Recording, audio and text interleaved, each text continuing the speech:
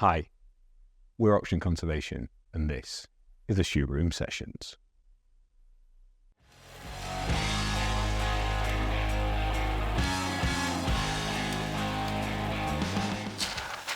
What Yeti cup did you get? I got the kind of bluey one. The pale blue or Yeah. the dark? Okay, and what size did you get? The big one. No, I don't think anyone went for that. George did. Did he? No, they're like this size one. Not the teeny tiny one. But then also the water bottle. I got nothing, but I have gone for like this equivalent in pastel pink. What made you change from to Yeti? They're just cooler. Yeah, they are cool. Everybody wants a Yeti. Yeah. Pastel blue and black, but in like the small mini version of the big one that you've got. And to get the biggest logo on it, we can. Are you going to have them on there? Yeah. Are you going to be sponsored by Yeti?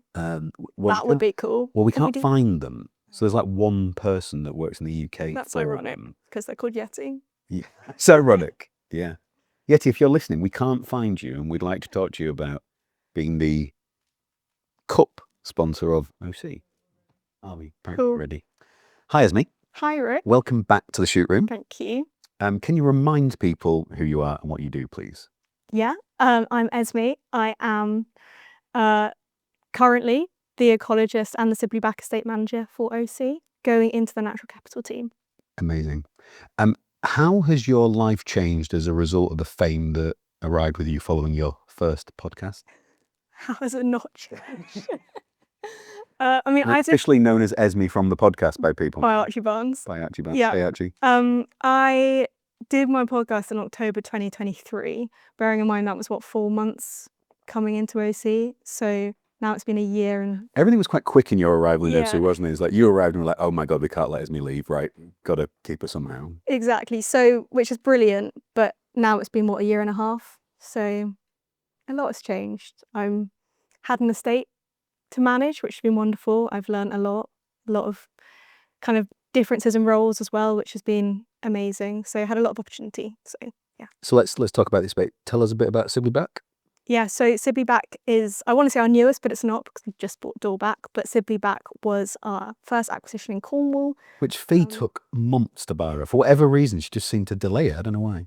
But it's just under 1,000 acres in Bodmin Moor. We bought it in March 2024.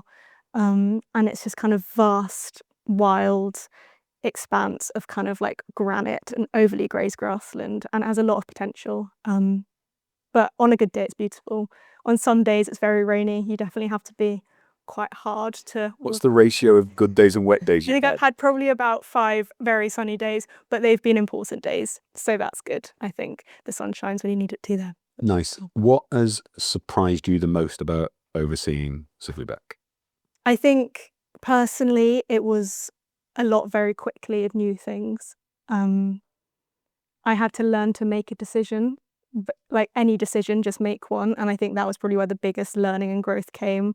I remember kind of being like, I've got all these people asking me questions about things I know nothing about. I mean, how do you fix a off-grid water system? How do you do, I don't know, a whole house renovation? And like I said, I think the biggest learning was, if it's the wrong decision, fine, apologise, make it better, but just make one, because it just kind of makes things move forward. So how did you become more comfortable with working in that way? Having responsibility. I mean, it's people's lives. I had to make a fantastic team of contractors there, but the reality is that I'm obviously working for a bigger company. They're working for me, and it's their livelihoods, and I think that probably made me more comfortable. Is like I'm doing it for them as well, not just for the team. So, how many different contractors locally do you think you used? I've probably got about 10 that work regularly on the house. For those that don't know, Sibley Back this whole year has been a very big house renovation. Before we've done the wider kind of habitat and landscape changes, we've been doing a lot of baselining and obviously getting the house ready for a tenant. Yeah, because we can do it in parallel, right? With the baseline while we're improving. Exactly. So I've had about 10 people that have been working there pretty much full time. And inherently, with contractors, they have to be local because it doesn't work not to be, right? So you're working with people in as close as possible to the estate. Exactly, which is brilliant. And it's funny because there's a lot of stories of, oh, I know them. I used to go like go-karting with them. Oh, I know them. So they've all grown up together. So I'm actually coming into a world of people that have the relationships already, which is brilliant because it means that if you do have an issue, then it's, you know, oh, I know so-and-so, they'll definitely come. And actually they feel a sense of ownership over it, which I love. So I go onto the estate, obviously I'm managing it, but actually they're just as passionate about it as I am. One of them kind of sees themselves as site security, and I love that because it knows that I can trust them to be there on their own to kind of make sure there's no trespassers, make sure that we have kind of it locked up and it's safe. And for me, it gives me peace of mind, but also knowing that it's in good hands, even though, you know, it's not really part of their job. They're just going above and beyond to do it, which is brilliant. Sounds like you built some really special relationships there already. Neighbours, how have you found like neighbourly engagement with people there? So we hit neighbourly engagement quite hard to start with. Which is not an accident, that was an intention. Intentionally. We did it in a different way. So we haven't had a welcome event there yet. I'm hoping we can have one at some point when we have a plan to give the wider local community. When it came to neighbours, we mapped out every single neighbour that we knew kind of bordered Sibley back. And then I went round personally with a little lovely postcard that our marketing team made, thank you, to basically say, look, this is me, this is who OC are, we're the brand new custodians of Sibley back. Here are my details. If you're interested and want to talk, please reach out to me. Let's say 9 out of 10 people didn't reach out, but there are a few people that do.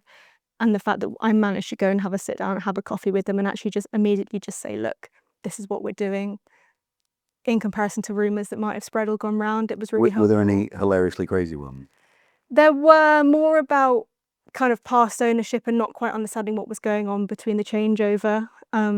Nothing was very negative, and where there has been any negative comments, it's people that actually haven't reached out to us. So people that I didn't know existed and haven't reached out to find out anything. So I think we have that open communication anyway if people do want to learn more, and then we have been able to explain that. I like the random rumours that do get ludicrous at places. So that we were going to build a tower block on Dartmoor, that we were launching a naked yoga retreat somewhere, vegan only naked yoga retreat. And the fact that I'm Chris Packham was another favourite of mine. Yeah, it's nice that I love that approach whereby we're saying if you want to know more. It's always a difficult balance because you don't want to impose on, we're not politicians who are knocking on doors to say vote for me. It's like, if you don't care, that's not a problem. If you're interested, like I often get asked if I'm doing panels or whatever, or what would you tell your neighbour to do? Literally nothing. It's not our business. Exactly, and I've had that conversation. We've got a brilliant neighbour, Nigel, who's literally lived on his farm, which is the one that we have to drive through to get to Sibley back. He's been there for 40 plus years and he's really interested in what we're doing. He does what he's doing. He's not going to change. He's never going to ask us to change, and he's been brilliant. And actually, I think that's a really healthy relationship. He has a pretty heavily grazed farm with sheep and cattle and all of that, and obviously he's a mauler farmer. He's interested in how he can make more money, but he also respects what we're doing, and he's not opposed to it. And I think actually respecting each other's views on that way and working together, you know, I'd like to get him to have our grazing license one day so we can kind of have that synergy, but also respect the boundaries. More respectful disagreement.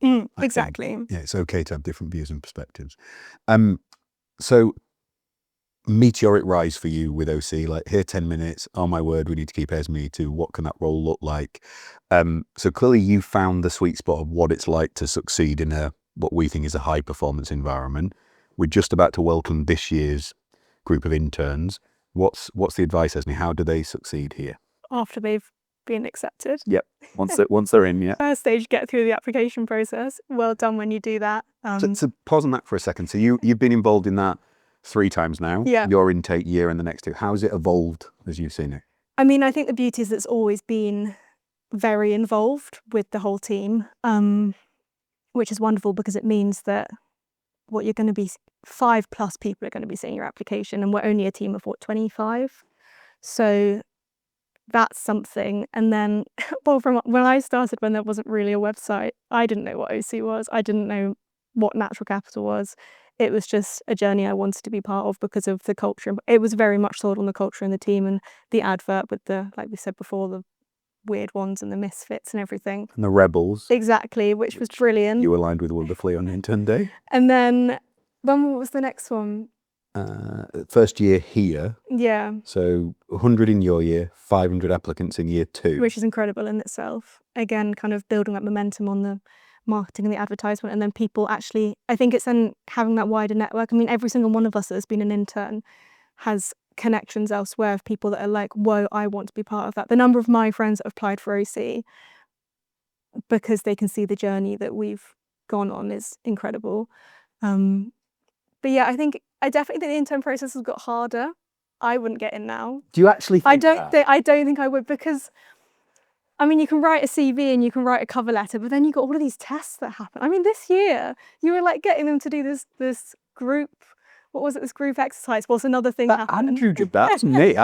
Which is wonderful because it's actually what happens at OC. But you know, yeah. So it's a lot. Bring people into that. There was we literally asked the intern to plan as groups of different roles. So you'd have a data scientist in there, a comms person, an environmentalist, the various different roles.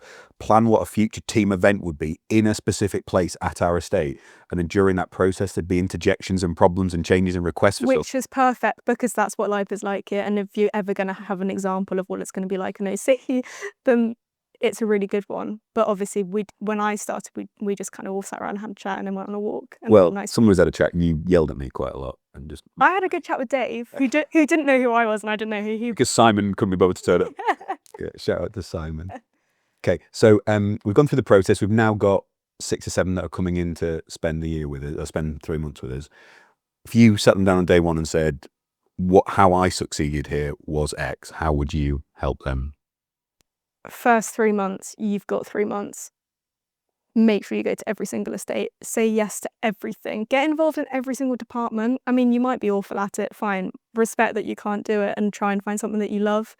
But everybody in the team is so, one, passionate about what they do, really busy, really would love the help, and also really be keen to show you what they love and kind of teach that discipline to you. I mean, no one says no to a question, do they? They'll share how they do it and why they do it. And exactly. I think a big example for me is, I think I've said this to you before, I remember going through every single title for George of all of the estates. Now, titles are very long, not very interesting documents. I respect every single thing that he now has. He buys all the estates. But it's incredible. And I did it and I respected it. And I was like, I don't think I would be a very good lawyer. You're incredible. This is why George does what he does, you know? So I think it's understanding that, and then bringing the small thing or big that you can bring to the team that's different. I think the conversation I had with Chris about the seagrass restoration project, which was just kind of something that I'd just come out of uni, loving marine biology, being super, super excited about it, knowing that nobody really knew what to do with the Firth of Tay, and being like, why don't we do this? Probably paying the price for that now, but you know. Yes, be careful what you succeed at, because you will be asked. Yeah. So we were talking before we started recording about Tom doing an amazing drone-based presentation, and as a result of that, Tom now does presentations. Exactly, and James and spreadsheets and stuff like that. So, but bringing what you're really good at and what you have loads of knowledge about to the team would be really special, because we want to see that in you. We want you to bring a change. So it was that seagrass conversation in Wales. You'd been here a few weeks. There's me, Simon, Chris all sat around with you and a few others having dinner, and you just held court and beat the hell out of Chris about seagrass for half an hour. And we walked off, and Chris just looked at me and went, "We are going to keep her, right?" And I'm like, "Oh yeah, that one's done." So we then said to persuade you to stay. What's the most exciting thing you've done since joining OC? I mean, this is going to be a very broad answer, but I think the beauty with OC is that it's the opportunity to basically, and we're doing it loads this year, but we're making a market. I mean, I've been given responsibility to basically design incredible landscape restoration schemes, which I would never think I would ever have the opportunity to do. And knowing that these are going to basically, like we spoke about, bring up the industry, make it incredible, that's really exciting. I think Chris's keynote speech when it came to Q0 was like, oh my goodness, this is going to be an incredible year. What the most exciting thing I've done so far? I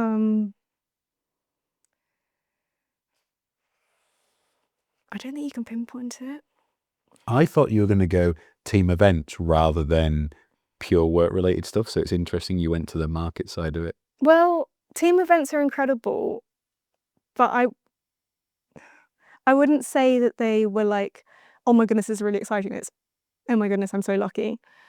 This is brilliant. I love my team, this culture. Whereas I feel like what gets me excited is kind of the possibility of I something. love that. Also, Louise is going to be sat there going, right, we need to up our game and we're all going skydiving next up. No, that would be terrifying. Would you rather skydive or bungee jump? Skydive. Exactly. I would never bungee Which makes jump. no sense, I don't think.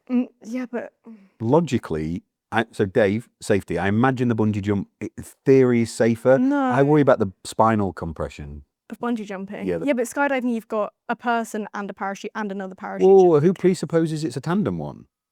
We didn't say that, right? What? And then you'll just end up in random places around the country. There's some kind of like drop into each of the estates. Also, the footprint of the skydive is probably not ideal. No. You need some kind of... But bungee jumping, it just feels like something could go wrong there. What has been your favourite team event or activity so far then? Best team event was Sibley Back when we went surfing. No, I'm joking. The best team event. Because me and Dan went there. The best team event was, I mean,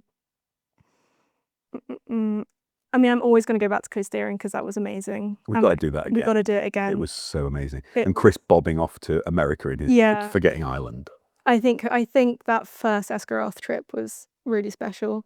It was also my first team event and it was 2 weeks in, and I think... You were 2 weeks in? Yeah. So you yelled at Andrew 2 weeks in? Yep. Wow. Yep. Andrew's first day. No, it wasn't. Andrew and I started on the same day, I think. I tell myself. Have you always been so comfortable to just be honest with everyone irregardless? I don't know. Okay. I think as a family, we're all quite open and honest with each other, and that definitely has an interesting environment when we're all sat around a kitchen table. But was there any heated Christmas debates? Always. Nice. You got to at least get to like day 2 and you'll get comfortable with each other again, and then it's fine. Just let the tension, But I think I remember at school we used to have, and this kind of resonated more with my sister as well. And I guess we always have we've got a reputation as having a bit of a opinion when it comes to authority.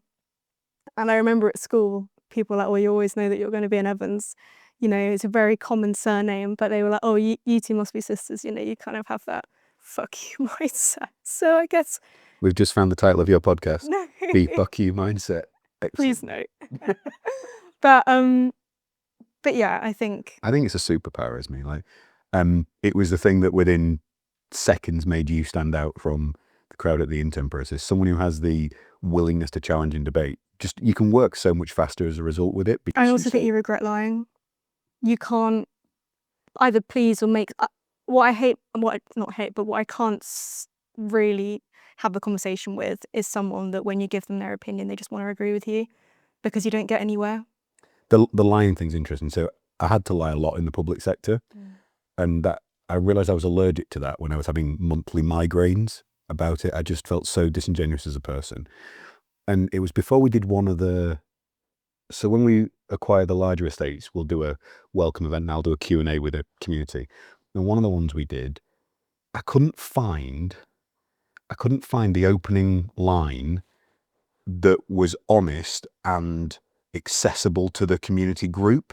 And what I needed to it would have been easy to stand up and just lie about what we were going to do. I was like, no, I'm not doing that. And it took me so long to find what was the way that I could be welcoming and open about what we were doing and be really honest about it. And it was because often we can't tell tenants or neighbours that we're buying the estate until we've bought it, because it's the seller's choice of that information. So I was able to stand up and open with, I'm sorry we couldn't talk to you sooner, which was honest and genuine, and we'd like to talk to people as soon as a deal's agreed.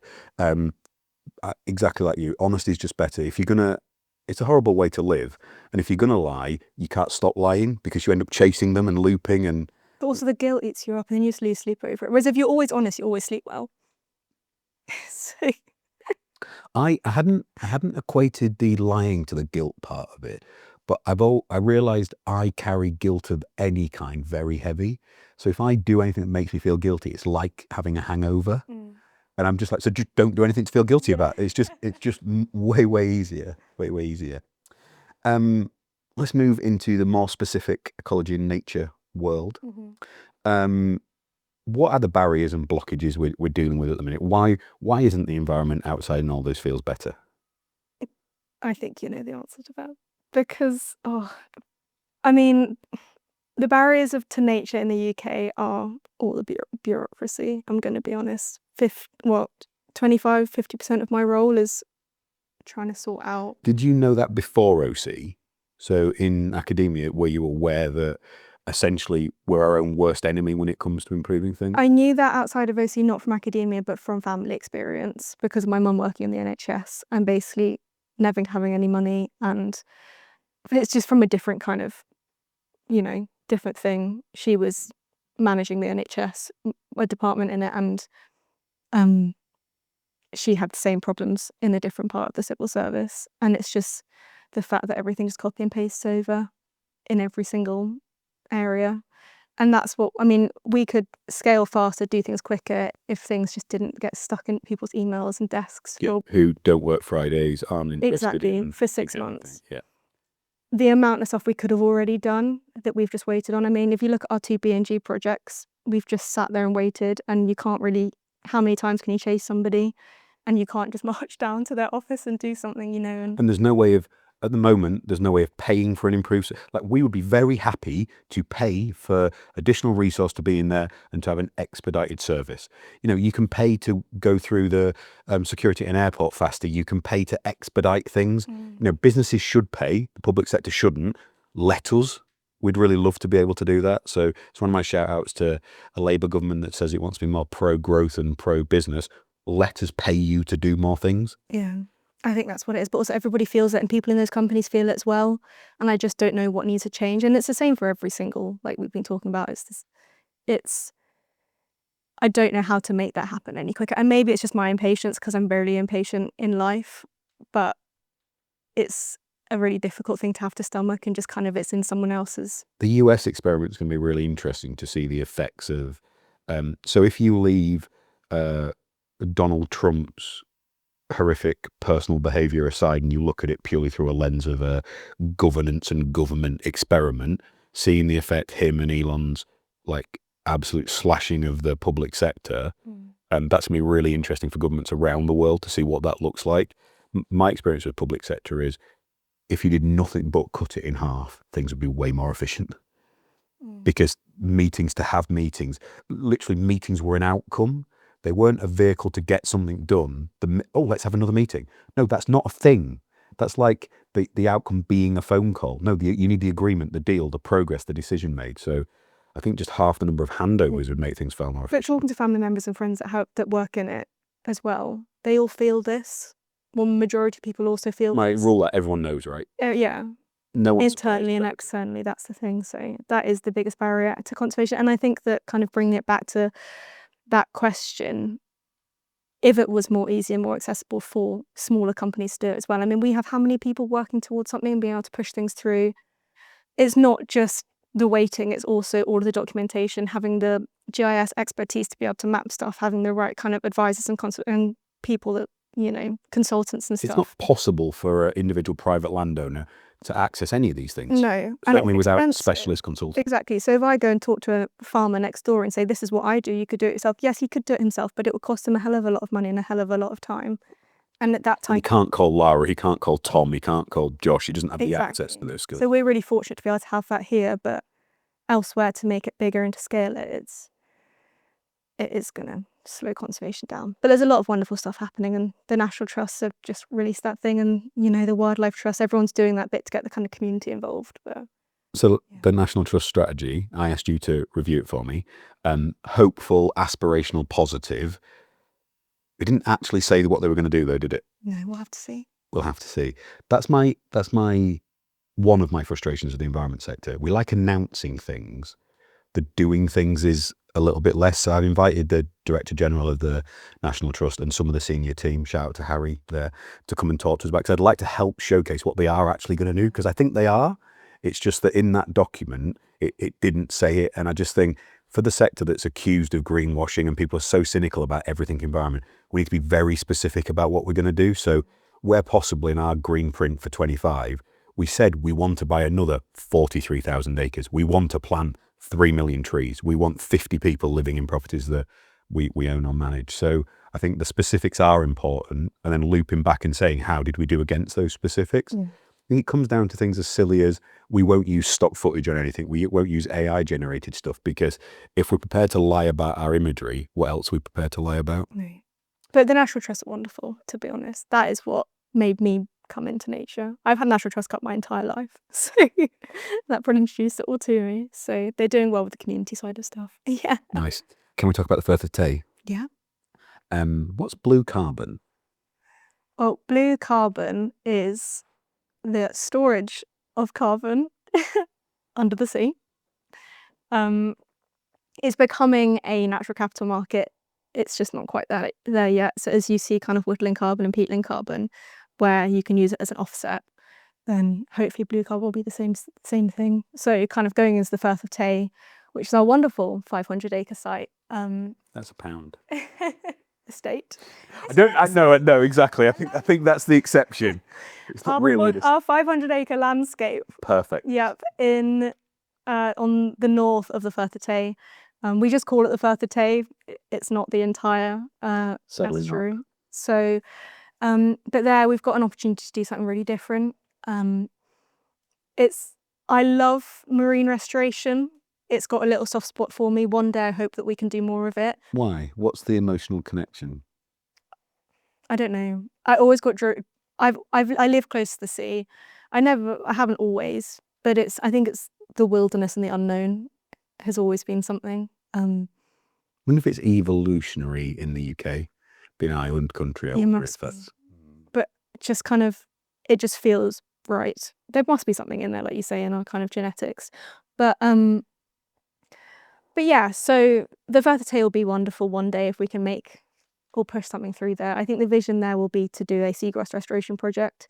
And seagrass is a huge thing. I mean, it sequesters 35 times the amount of carbon than tropical rainforest can. And it has blue carbon has a 10% of the carbon is in the sea. And it's just completely unknown. I mean, there's really cool things out there. There's projects that are taking algae and kelp and burying it deep in the ocean and making sure that we're storing it and then it just can't come up because of kind of neutral buoyancy and things like that. And there's so many projects out there, but obviously there's the accessibility side of stuff. There's, like I say, the unknown. There's the It's very difficult to control in. Yeah. And I think that the Firth of Tay could be something really cool. Chris and I want to make it a blue carbon lab, but we can basically trial something and then invite academics and professionals and people at the top. And some of those conversations have progressed already in terms of partnerships? Yeah, so we've spoken to Project Seagrass and we've spoken to Sea Wilding and stuff like that. And we've currently got a brilliant academic called Roger Wood who's putting up a proposal for us. But again, it comes back to whether or not we can push anything through licensing. And again, that's the barrier stopping us. So we're basically doing all of this work to try and just get permission to plant 200 stems of seagrass just to trial it to see if they'd survive. So yeah. But and also the access issue, so maybe we need a hovercraft. Sorry, Dave. Don't think he's going to sign off on a hovercraft on safety grounds. It is the licensing thing again. It does come back to not only have we damaged the environment, we've now created the systems and process to make it largely impossible to fix it, which is just. But we'll get there. We'll get there with the Firth of Tay. Why? Why are you confident that we will? Because we just keep going until we do. Because the fact we're not losing any money at the Firth of Tay, it's just sitting there and getting better. And it is sequestering carbon really slowly. I mean, we're trying to work out a way to measure that.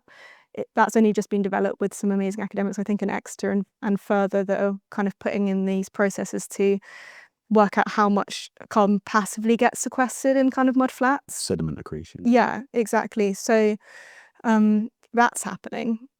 So something is going on there, but it's just kind of, can we do any kind of actual management changes to do you think something? You're more comfortable and more hopeful for the future because even the days where we make very little progress, we're still trying hard and moving forward a millimetre? I think being in part of the solution helps. Yeah.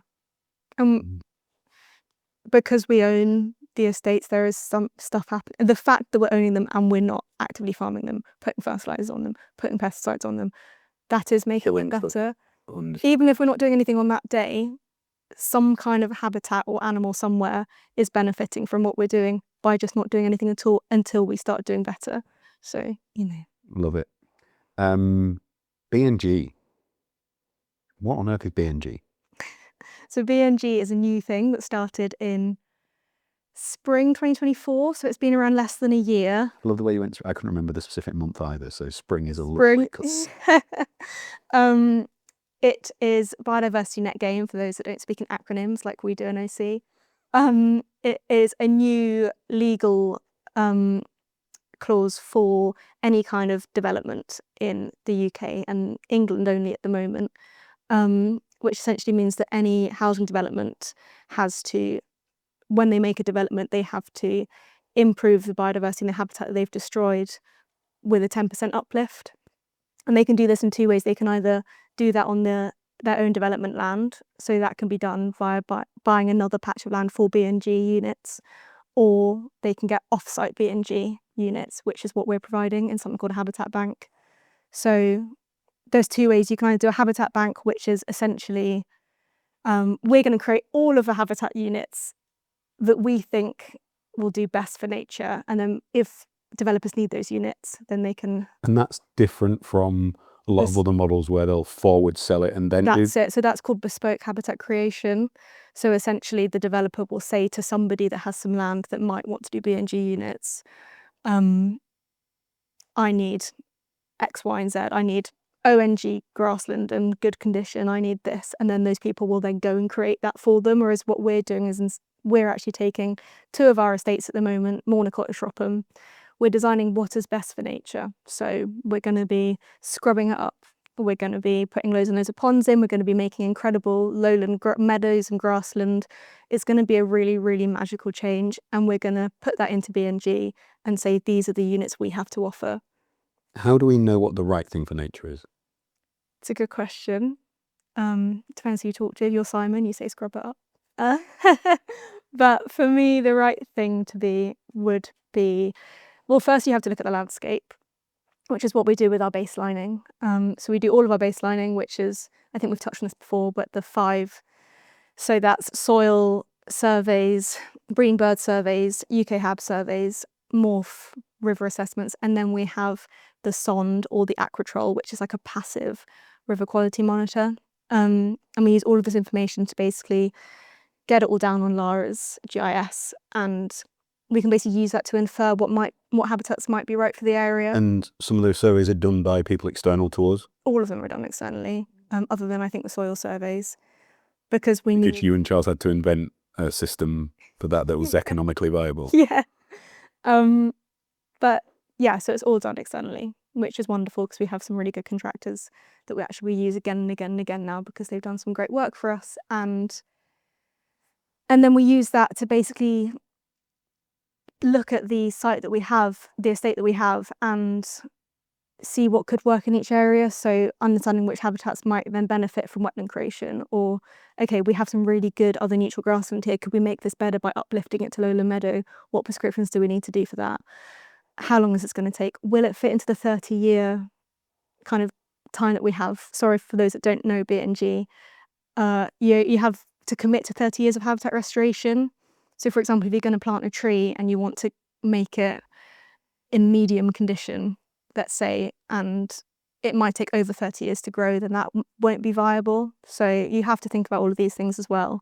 And then our priority is to be able to make, so there's different kind of canopy structures. So you've got trees, you've got scrub, which are kind of the fruiting, thorny berries that provide the kind of the food for the birds. And then you're going to be increasing biodiversity through that. You've got ponds that are going to be good for inverts and for wading birds. And we've got more of a biodiversity focus than just trying to make the units. So it'll be really exciting. So hopefully when anybody comes to the estates that are doing BNG one day, it will go from very kind of derelict farmland to something beautiful, which can be really exciting. Love it. Future focused. What are you excited about for 2025? 2025 is going to be crazy. 2025 is the year of Nat Cap, I think, in OC. Sorry, everybody, for marketing. So every team, so the room's full of the marketing team as well. So they're like, no, it isn't. And we're going to make sure no one hears about it. But I think every team in OC thinks that for this year, which is super exciting. We've got a big plan this year. I think we're going to be starting and hopefully finishing a lot of the natural capital projects, so we can then start maintaining them and managing them where we haven't done that already. We've learned a lot in the last 2 years, a lot of mistakes, or where we could have kind of done better. Things didn't exist before. We've had to develop. We've gone in blind from genuinely basically every single process. I remember when Chris was like with BNG, right, now we're going to write a HMMP, a habitat management and monitoring plan. Cool. So how do you do that? Don't know. We'll work it out. And then you do it, and then you do it 3 times, and then suddenly actually you look at our acquisition documents for estates. Done 12 of them now. They're pretty sharp. Yeah, you get good at it. But yeah, so it's going to be crazy. We're going to get a lot of trees in the ground. We're going to make some serious changes to our habitats, and we're going to make some really cool partnerships as we're doing it. Cool. So are you going to love this section? You are definitely one of the most naturally charismatic leaders in the team and have the potential to do whatever you want in the future. Are you going to have your own business empire one day? Do you know that yet? I don't know that yet. I know you've asked me this before. I'm trying to plant the seed. I know you are. Yeah. I need to think about it. When the time is right, it would be wonderful to do something that will make a difference and a change. At the moment, I think... I'm not asking you to do this tomorrow, no, please don't. We'll see. I don't have an idea yet. But did you at 23?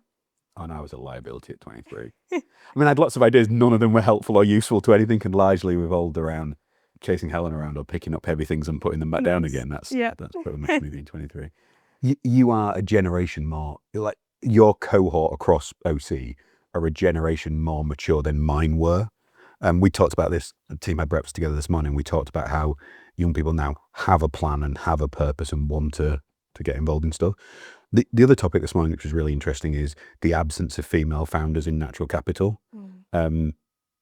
So there's a group of founders in the sector that are getting together in a few weeks to discuss this, and it's a predominantly male table in that room. And I was asking your collective, and 3 of the team are female in the room this morning, about how we make that better. What are your thoughts?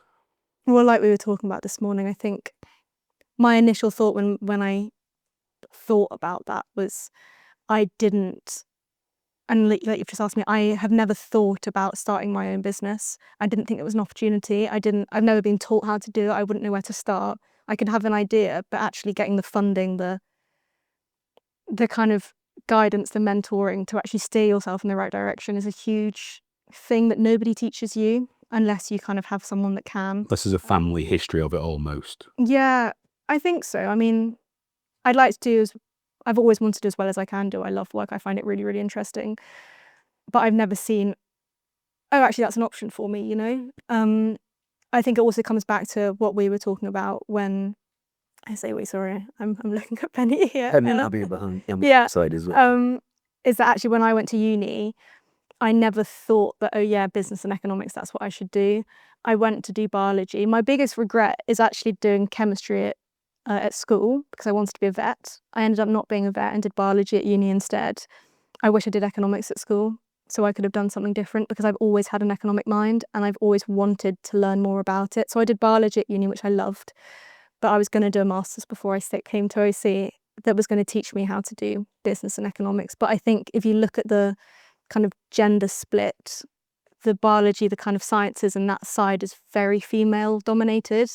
If you look at business economics, that's very male dominated, and there are courses starting that integrate both, but they've only just started. They were only starting the year that I left uni, and it's becoming a bigger thing, teaching kind of natural capital, teaching nature finance, but it wasn't there yet. And I think that if that is an option for people to go into that college at uni, any kind of higher education or through apprenticeships, that will make it a bigger option for both male and female. It's like you say, it's time. It's just time.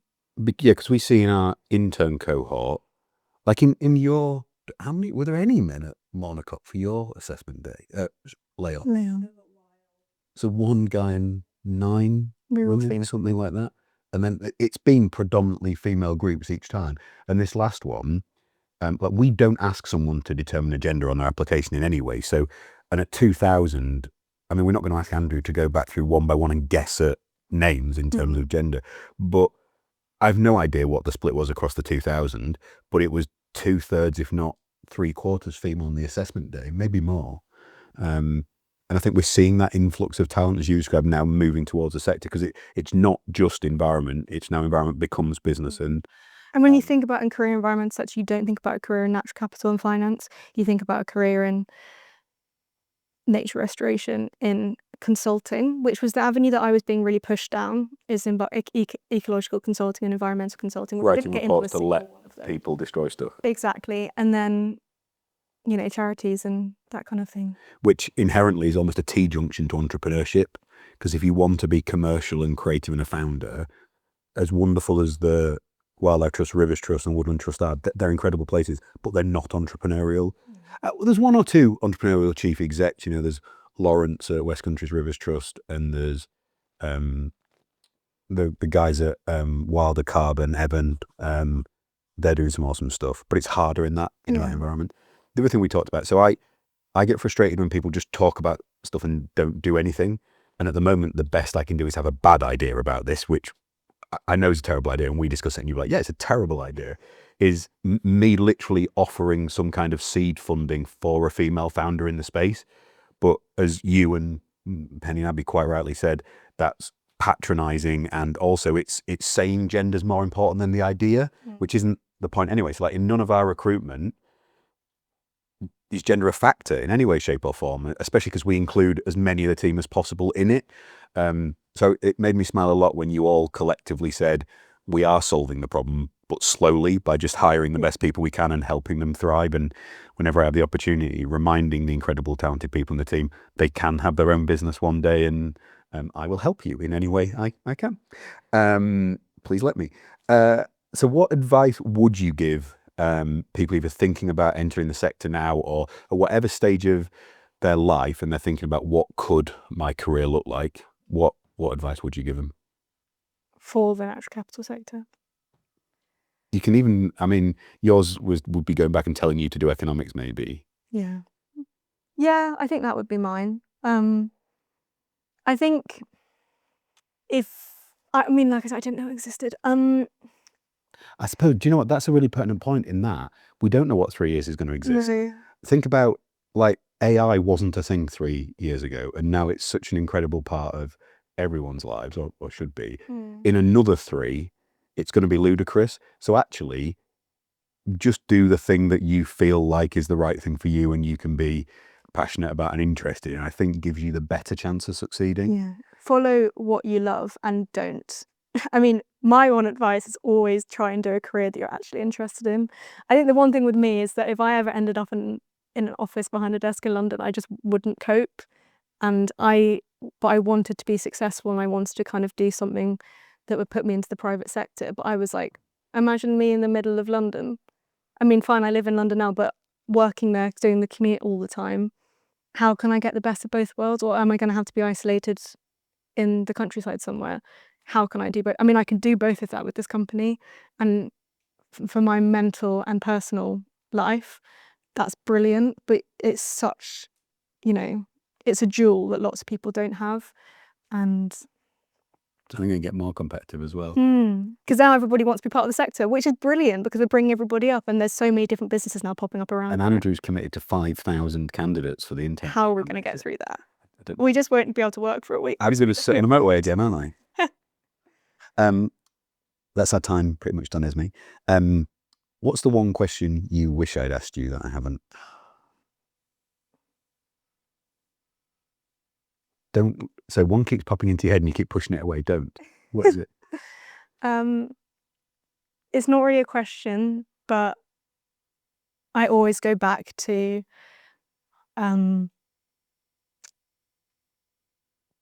just being I mean, I think I said this in the last one, but I'm so proud of what the last 2 years have been. But would like a small Esme think that what this is the coolest thing ever, and it's like the coolest thing ever, and she would, and it's all. And I think that's probably what it is that would your younger self be like, that's sick, I can't believe she's doing that, and not just like something completely, you know. So I'm so proud for you. You are incredible. And I was struggling not to well up with how beautifully you speak about the business and how eloquently you've taken on fragments of ideas and sentences that Chris or I have spoken and have made them coherent, wonderful sentences. You're an absolute superstar. Thank you for being part of OC. Thank you. Bye, guys.